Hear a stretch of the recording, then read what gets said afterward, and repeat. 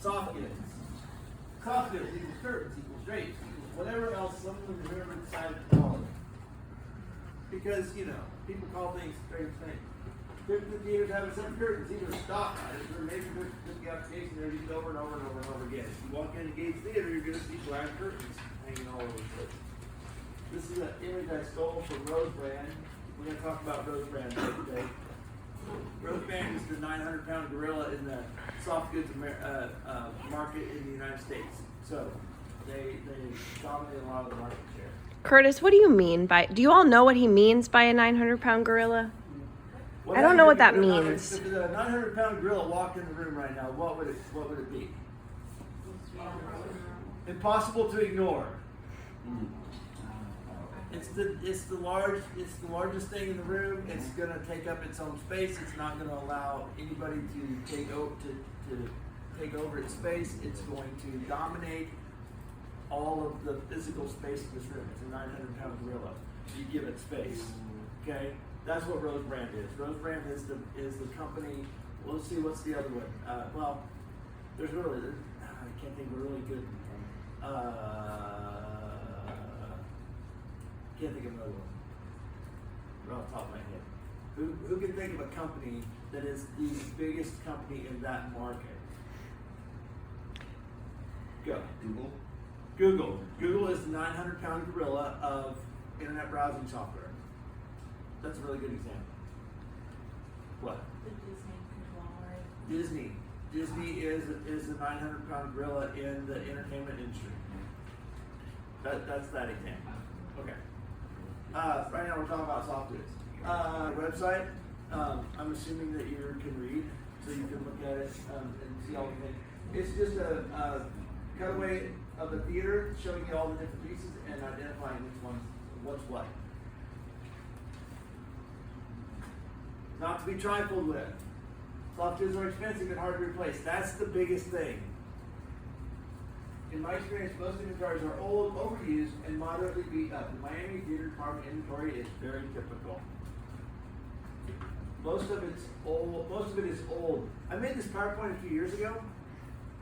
I have now had my 10-year anniversary of working at Miami University. We have not bought any new soft goods since I started working here. That's not true. Well, for Gates Theater. For Gates. We bought soft goods. Did we buy a scrim?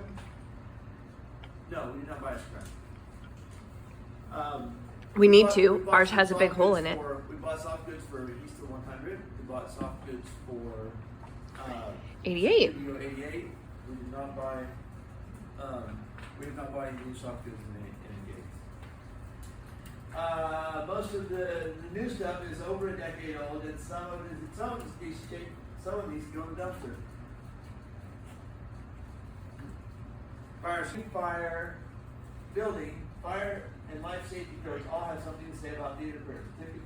Typically, violations, problems, issues can now find in 99% of theaters. If the fire marshal walked into our space and got really technical about our curtains, well, about half of our curtains would not be usable in our space. Flashback to safety lecture, everybody dies.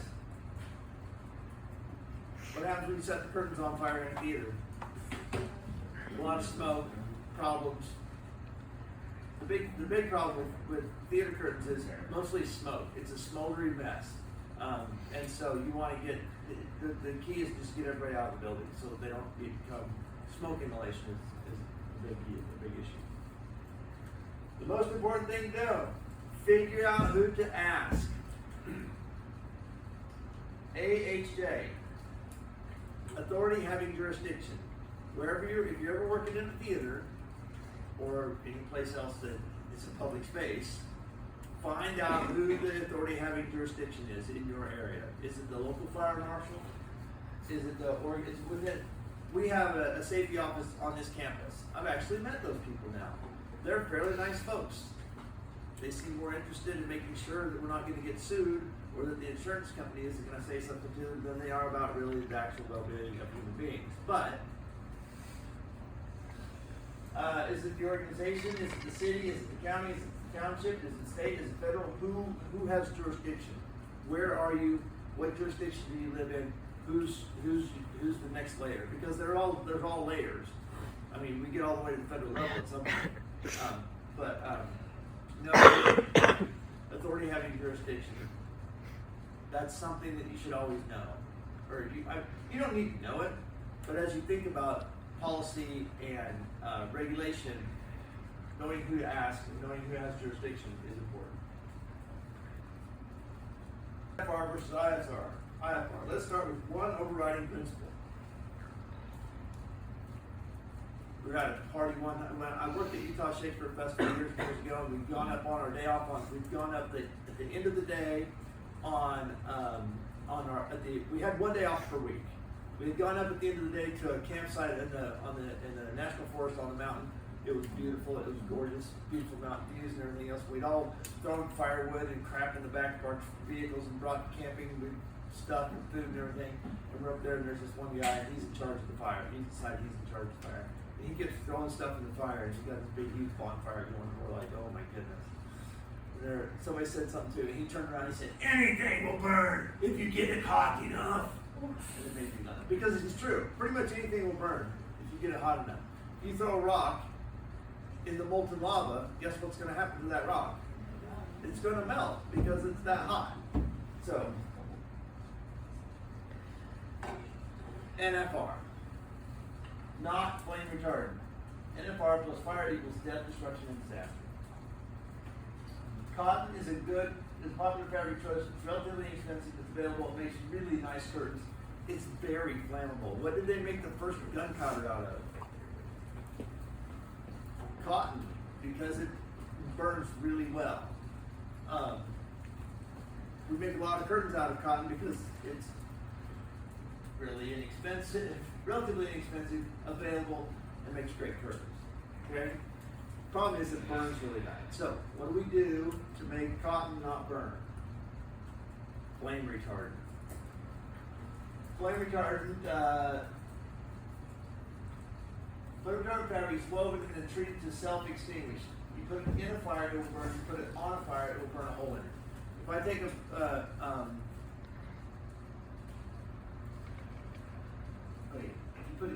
if I take a piece of flame retardant fabric and I just drape and I put it over a campfire, it's just going to burn a hole in it. And as soon as the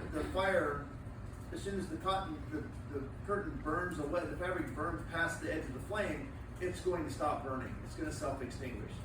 But if I ball it up and make a ball out of it and I put it in the fire and there's enough fuel there, it's going to continue burning. It's going to overcome the flame retardant properties. The point of treating fabric isn't to stop it from burning, it's to stop it from continuing to burn. Does that make any sense?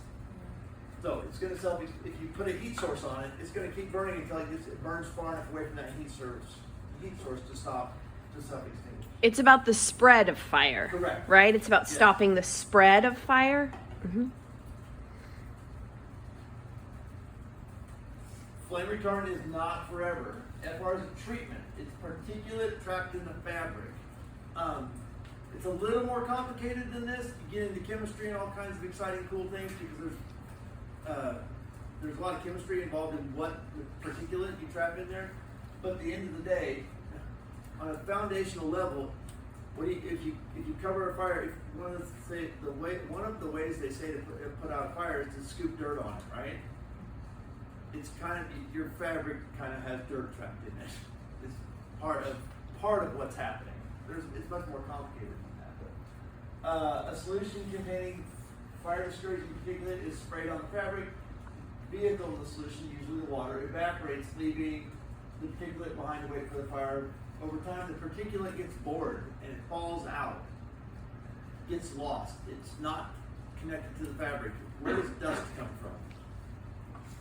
We'll talk about dust in just a minute. If it's not in the fabric, it can't cause the fabric to be flame retardant anymore. So